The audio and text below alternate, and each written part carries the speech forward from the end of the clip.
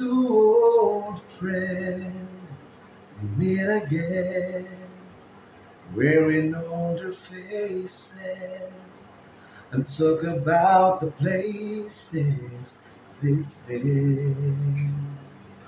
Two old sweethearts who fell apart somewhere long ago. How are they to know? Someday they meet again and have a need for more than reminiscing. Maybe this time it'll be love and they'll find. Maybe now they can't be more than just friends. She's back in his life and it feels so right. Maybe